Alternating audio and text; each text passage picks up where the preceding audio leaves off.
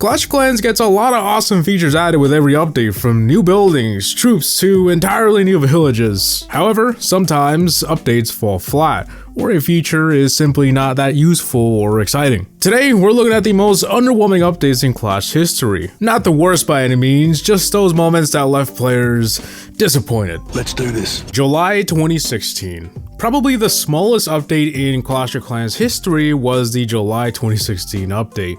It was so small that in the update history page in the Clash wiki, it's not even there. So you want to know what they added? Drumroll please.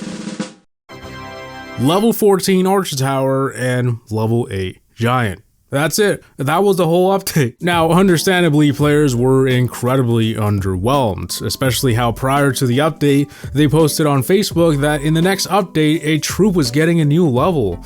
Little did everyone know, that was half the update. Now, to be fair, they did say a small summer update, but everyone thought this would be like a small feature at the very least, not new levels for a town hall that most players weren't even at. It didn't help that 2016 was probably one of the worst years for the game. This July update certainly didn't help their case, considering a lot of updates at the time were lacking in new and exciting content. And right in the middle of summer, this is all we got until October. It definitely contributed to the notion that Clash of Clans was dying. Air Sweeper. The addition of the Air Sweeper may seem a little weird to include in this list because it's not a bad defense. I mean, it's very useful, but it has very little to do with that. It's because of the community's initial reaction. It was April 2015, and for several months prior, there were no updates. Players figured, man, Supercell must be cooking up a massive update, and that's why it's taking so long. Let him cook, guys. But long and behold, the Air Sweeper was announced. This comment on Reddit basically sums it up. One of my friends was on a trip and got sick, so had to stay at the hotel. Luckily, he knew a Clash update was coming, and he was really excited about what all the new things would be. So he sat in a sauna, the only place with Wi-Fi, waited, and when the update finally dropped, it was the Air Sweeper. This reaction was pretty common among the community. The players were baffled at why Supercell spent months trying to figure out how to nerf air attacks. It was like, who asked for this? It certainly wasn't what everyone was expecting the next update would be. In fact, some thought Supercell was trolling. It didn't take long for the Air Sweeper to become a meme due to how goofy and unintimidating it looked. There were also some negative reactions that this would kill Lavaloon, probably the most popular and fun strategy at the time. Now, like I said, it's not that the Air Sweeper is bad, and it would turn out everyone was over-exaggerating about Lavaloon being dead. In fact, it wasn't even all that. They went back and added another one later that year. But to put it in simple words, this update dropped at the worst time possible. Players were wildly underwhelmed. Obviously, there were other quality of life changes in the update, but players couldn't help focus all their attention on this being the first update in months. New training screen. The main problem with the old barracks was that everything was separated. You had to click on each of them individually, including spell factories. And so they added arrows to solve this problem. But then it was annoying that you had to switch between the barracks anyway and train armies in such an inefficient way. It was every Clasher's dream to have one screen for everything. And they did it. In May 2016, they answered everyone's wishes. One screen for everything. Now, the new UI wasn't bad by any means. It was a massive improvement in a lot of ways.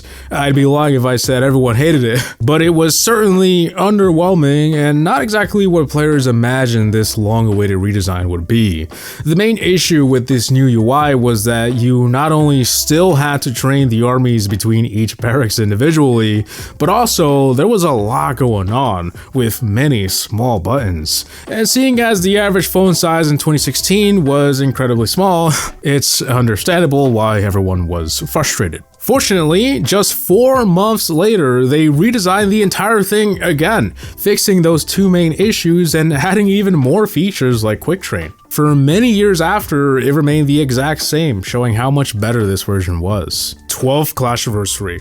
Clash of Clans has had some great and memorable anniversary celebrations, making up for some of the best events in the game's history. And to be real, not every Clashiversary was big and flashy. Once upon a time, it was just a Facebook post and a 1-gem boost. And honestly, they didn't need to be a massive event every time. Most of them were filled with special events, free stuff, challenges, Clashiversary sceneries, and the party wizard, but most importantly, there was a bit of charm to all of them. It really felt like we were part of the celebration. That's why the 12th Clashiversary was such a massive letdown. The supposed 12th Clashiversary just felt like another season, with just another event pass. For many players, it didn't feel special at all, and if it wasn't for the cake, you probably wouldn't even notice that there was a Clashiversary going on. What celebration? Anime? Now, to give Supercell some credit, at least they did something. There was some decent stuff, like the Building Bonanza, which was like a mini Hammer Jam, and the temporary troops were fun.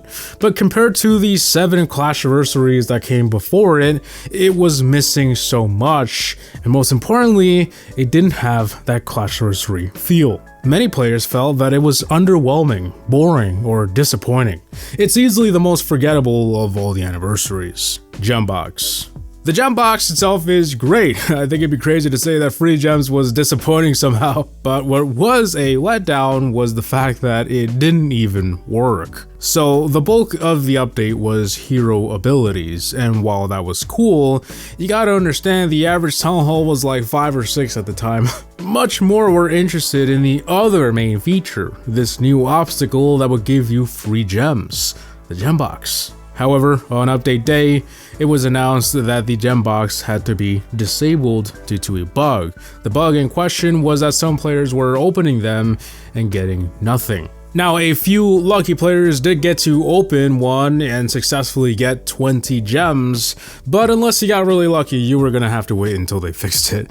And man, oh man, did it take a while. The more time that passed, the more rare it became to have one, as some players would simply not open it and flex it. I mean, I don't blame them. It's safe to say that everyone was bummed, especially lower level players where this was the only new thing they had got in months. Finally though, on April 10th during the Clan Wars update, the gem box was back. And this time it spawned with 5 more gems, which to this day remains the same. Shovels. In December 2018, during the winter update, they introduced the Shovel of Obstacles. Finally, a way to move your obstacles for the first time in 6 years. No more having to make those stupid bases to force spawn obstacles outside, right? Well, not so fast. The shovel was not what everyone was expecting, at least for the ever so annoyingly problem that they had since 2012. Obstacles spawning in inconvenient places and not being able to move it. The shovel was quickly ridiculed for being a great solution, but terribly executed.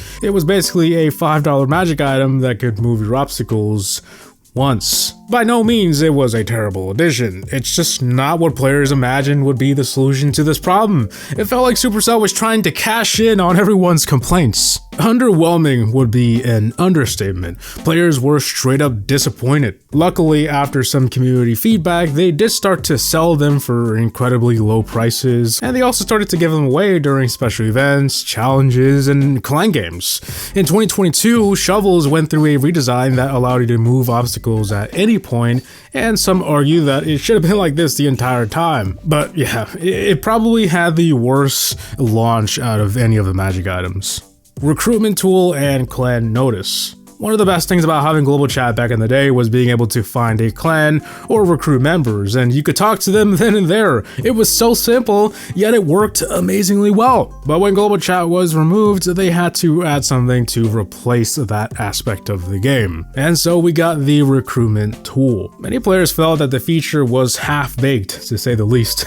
It was pretty clear that it was put together quickly without any user feedback. In fact, according to community manager at the time, it wasn't even developed by the team. The main issues with it was that you would often see the same players over and over, players already in a clan or ones that didn't even meet the requirements or even speak your language. And those invites, it felt so meaningless, it's like everyone ignored it. It was very disappointing to see this as the replacement to something that had worked so well. And for a while, Supercell sort of put this in the back burner, which was even more disappointing to see. And unfortunately for 5 years, it essentially remained the same. Finally though, in 2024, it was announced that they were working on a replacement for the system, and so then came the clan notice board. Now, whether this new system is better or worse is a whole different debate that I don't want to get into.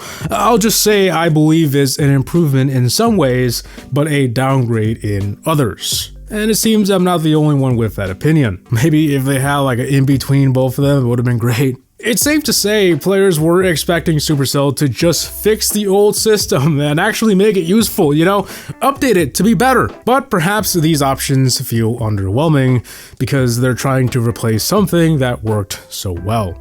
Builder Base 2.0. When the Builder Base was added in 2017, things were alright for a while. It was new and interesting, and despite its flaws, many players enjoyed it. But over time, it became stagnant, especially how it stopped receiving any updates just after 2 years. Nevertheless, it was still a great place to get gems from the mine, gear up your defenses, complete clan games, and get the 6th builder. However, all of these things have one thing in common, and that they all have nothing to do with the Builder Base itself.